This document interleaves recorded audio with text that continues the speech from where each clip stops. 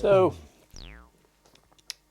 this is my absolute favorite Doepfer module, the A-143-1. It's a complex envelope generator slash LFO, and it's pretty big. It takes up lots of HP. That's probably a downside for many, but I personally think that it's making up for that downside by a lot.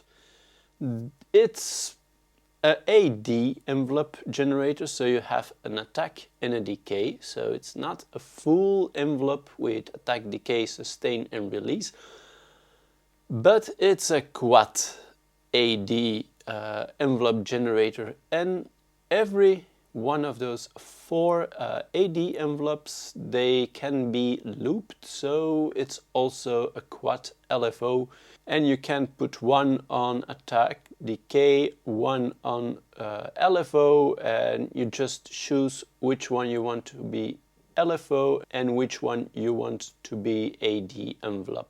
The great thing about this particular AD envelope generator slash LFO is that it has a threshold, so it triggers the next one on the decay, and by the threshold you choose at what position you trigger the next one.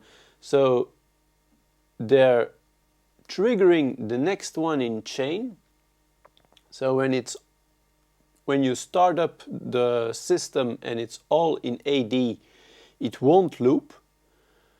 You have to give it a trigger, one trigger, and then it will start looping. So if you don't put anything into the trigger in, it actually takes the pulse out from the previous one in the chain, and the first one will take the pulse out, the trigger out of the last one. So you can make extremely complex loops, and it's also on top of that a mixer polarizer, so every signal you can add a percentage or you can distract a percentage of the mix. So it's a really complex looped envelope generator. If you don't put anything in the trigger ins, it just keeps looping. But the great thing with the threshold, you can actually make it trigger the next one faster or slower, also depending on the attack decay. So this complex envelope generator slash LFO, it's my go-to complex envelope generator. I think it's probably not really my only one. I have a few others, but the thing that sets this one from Doepfer apart is the polarizing aspect of it. So it has a combined output that sums or detracts all the signals from the four LFOs or AD envelope generators, and it sends them to a mix out. You can polarize each signal, so you can put it like positive 100% or a percentage between 0 and 100, or you can put it into the negative voltage, so you can inverse it, and also you can choose how much you want to inverse that. So the sound you were just hearing, it's a very small patch, it's just one oscillator going through a filter, going through a VCA, and the complex envelope generator slash LFO is tweaking the pitch, is tweaking the volume, is tweaking the filter.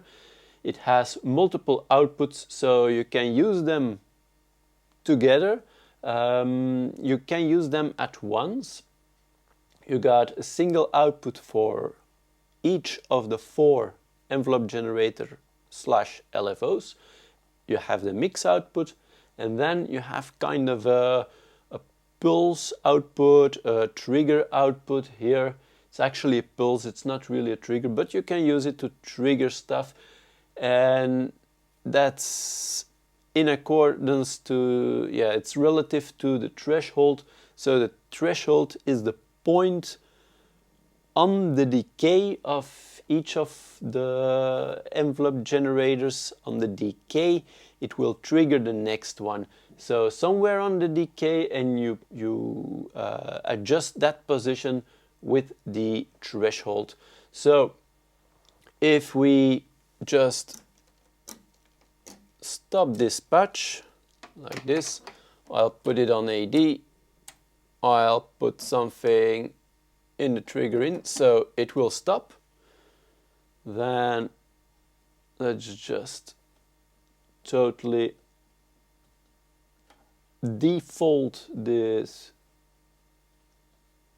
thing about 0 for the mix of each envelope generator slash LFO, and we'll put that threshold just at the beginning of the decay. So let me grab my headphones and let's see what we can do. So I'm going to play around a little bit with this complex envelope generator and show you how it will work. So you can follow right here. So now it's on the AD position. You can put it in LFO. It's really quick now, so it can go into audio rate. I will show you this in a few minutes. But let's first put it in AD mode, and let's begin with, let's say, I have a sequence going on, just triggering one time, and I think that's the simplest way to show you how this works. I'm going envelope 1 out, and I will, let's see, trigger the VCA. And this is very short because it's all the way down. I can put it up.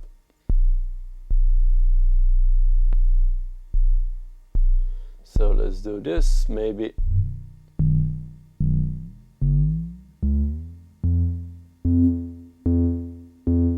Also sending it to spring reverb just to make the sound a little bit more pleasant. So this is one of the envelopes, and I can put it in an LFO. Like this.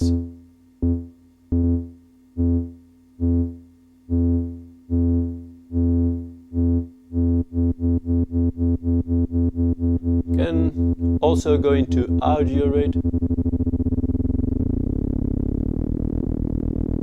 but this VCA doesn't take audio rate well.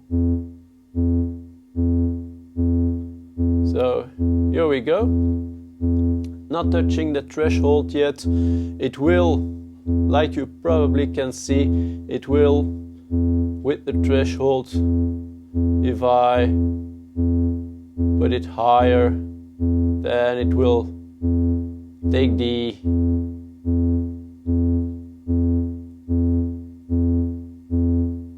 decay and trigger at the middle or at the end of the decay, and then it will trigger the next one. So actually this out goes to this in, the trigger out to the trigger in, and that way they trigger each other, but they stay in rhythm because I'm also triggering it with a trigger sequencer, so that's a steady beat, a steady rhythm, and each time it goes on the first trigger of my sequencer, it will trigger this one, so this will stay in sync with the sequencer. Let me add another one, and let's add that to the pitch. So second one.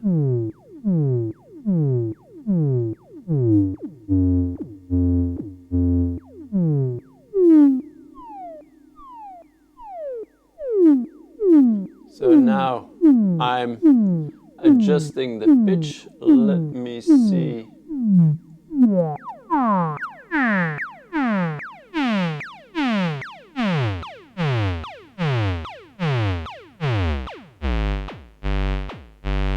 That gives it more like a percussive feeling because the pitch is triggered with a short decay or rise by turning up the attack.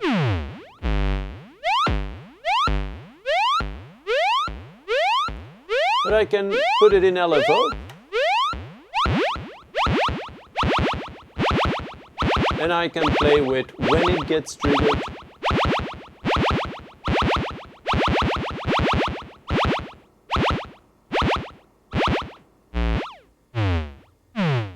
So you can play around and make very wibbly wobbly sounds this way. It's pretty standard, I would say, but you still have lots of options because you have 4 of them. So let's see. I think that's really good that you can just use them as single envelope generators / LFOs, although they could either way still trigger each other, and you can choose to just trigger them yourself or not. That's totally up to you, I would say. What makes this module really shine is the mix output. So when I combine these 2 jacks and I put them in the mix output, and let's see, because now everything is at 0, so normally if I turn it up, this pretty much sounds the same.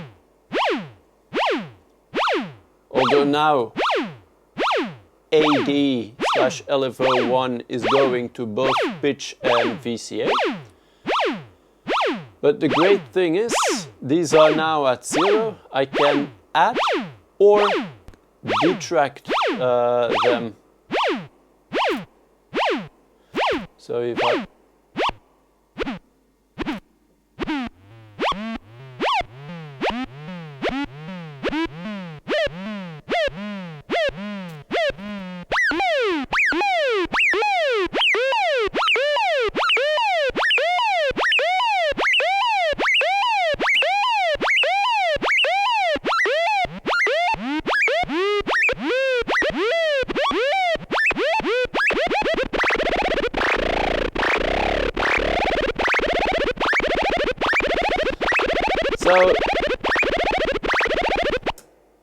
So that, I think, makes this module really nice to play with. It is pretty experimental. It can be experimental. It can also be very self-generative. So it can make all these different weird, almost random feeling CV modulation or pitch modulation or whatever. It can seem a little bit random, but there's still kind of a pattern there, although that pattern can be very complex.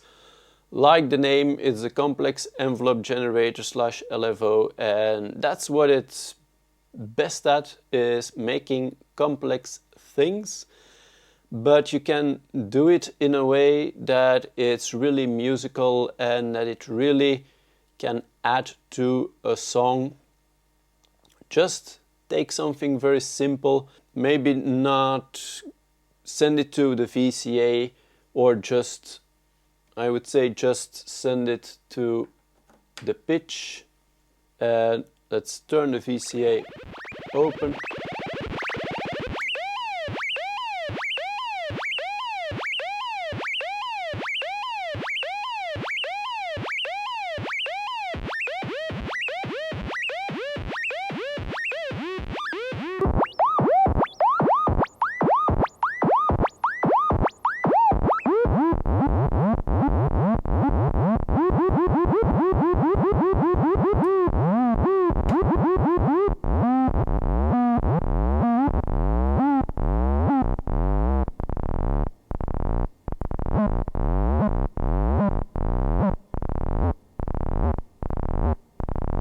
What I also like about this module, it says it's a complex envelope generator slash LFO, but actually I feel it's a sequencer too, because you have all these triggers and you can generate rhythms. You can, if you have a few sounds, a few oscillators or noise sources, and you make drum sounds, then you have actually 4 triggers that can trigger these sounds in a very rhythmical way. You can, if you adjust the knobs, even you can make the rhythm go kind of in time, but also kind of a little bit swinging. With the step sequencer, if you each time you kind of almost reset it by at the first beat or at the first and the 5th beat, just get an impulse that it's triggered and that it keeps track of time all the time, so that you don't let it run free. You can do that. You can let it run free, and like then it will get complex. If you do that for rhythms, then it will, yeah, not stay in sync probably. There's a fine adjustment you can do. If you're careful with knob adjustments, you can carefully manipulate the speed of the AD or the LFO to get a really nice rhythm going on. I will try to make a rhythm, and yeah, then let's talk about that. So here I have kind of a groove going on, a little bit with a twitch, and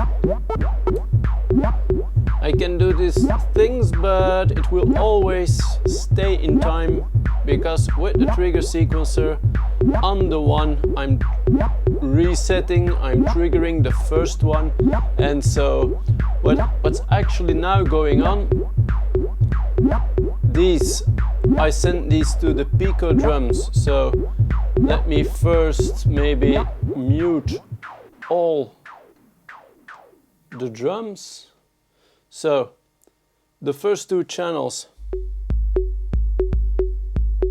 no, the first channel is the 2 channels of the Pico drums, so this rhythm, and I can tweak it, but for now I'm going to leave it, because without the others I don't know if it will truly stay in time. So before I'm going to mess this up, because it is tricky, I will bring in the other. This is a voice, just the oscillator with a filter going through a VCA.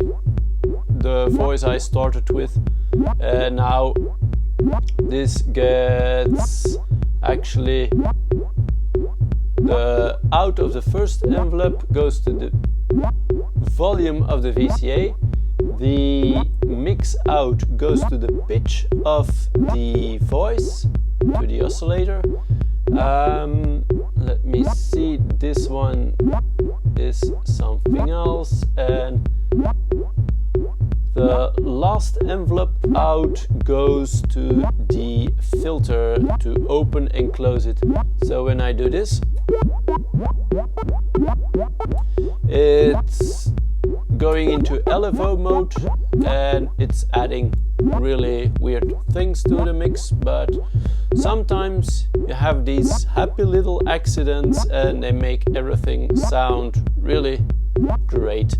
So yeah, sometimes you get them, sometimes you don't, but I think that's the name of the game when you're into modular.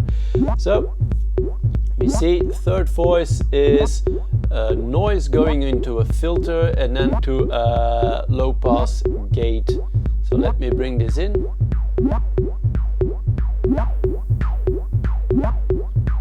And I also have another output of that same filter going through, yeah, more. This is a pan to the right and to the left to give it a little bit of dimension.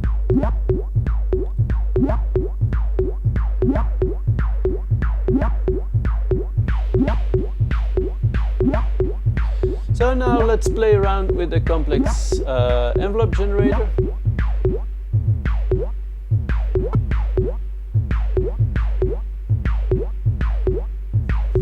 So it changes up the rhythm, but it kind of stays in time.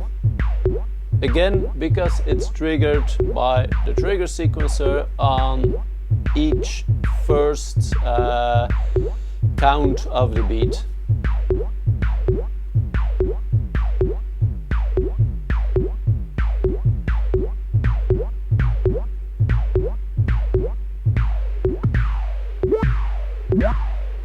And the great thing also is because I'm modulating so much with the same module, with the complex envelope generator / LFO, I'm modulating different sources. When I turn one thing, they will all change, but kind of they will all change a little bit. And with only doing like 1 or 2 knob turns, you totally change the sequence, the sounds you have going on. So I think that's very interesting. Let's put it on.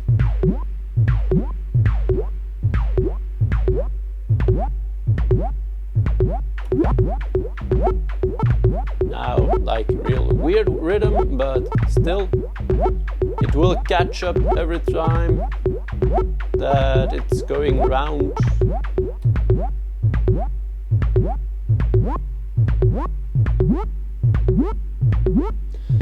The mix polarizer is, I think, one of the more secure ones to change something without totally destroying everything, because these thresholds and the attack decay, if you change those, they have a big impact on the rhythm and how everything will react, because they will change when the next one is triggered and stuff.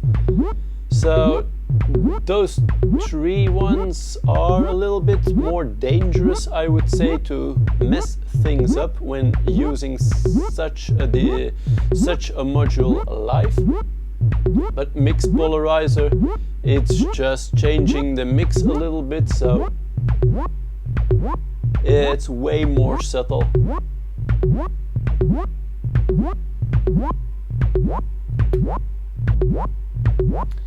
And of course, when you're resetting, when you're re-triggering on the beat, the first one, it's way less dangerous to adjust the third or the fourth, because then you have some stability going on with the first two attack decay or LFOs. So let's see.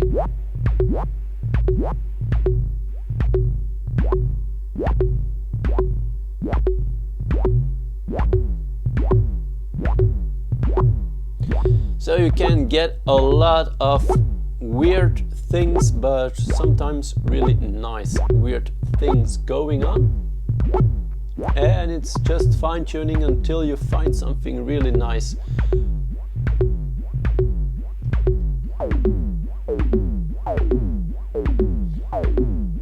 So I would say let's conclude.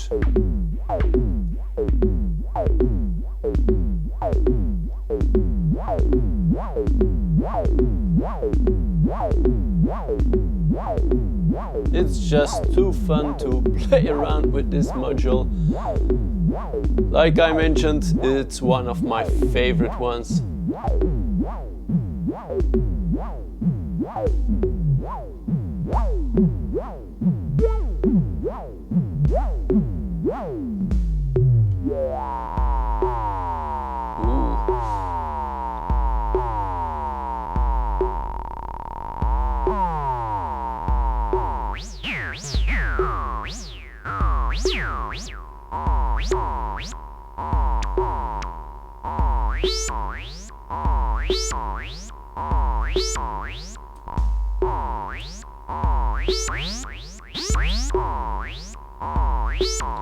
And of course, something I might have forgotten to mention, when you put something in LFO, because it's just looping the whole time, it might affect the next step and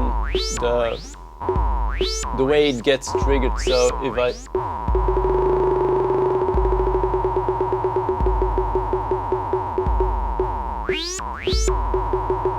So it really affects that next step.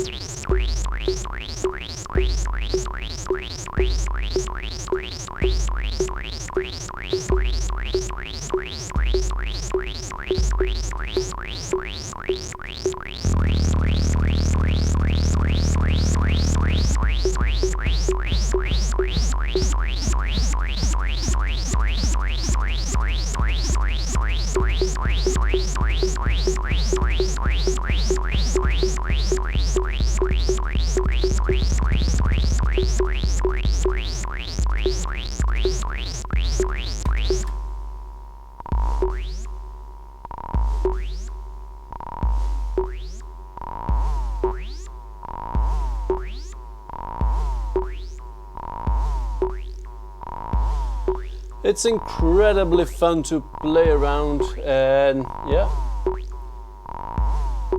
it's pretty unpredictable, but I feel that often there are very nice results, and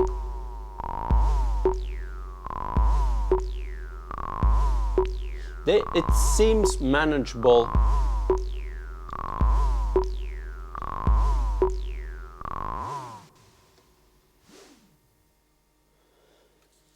So that's, I think, the most important thing.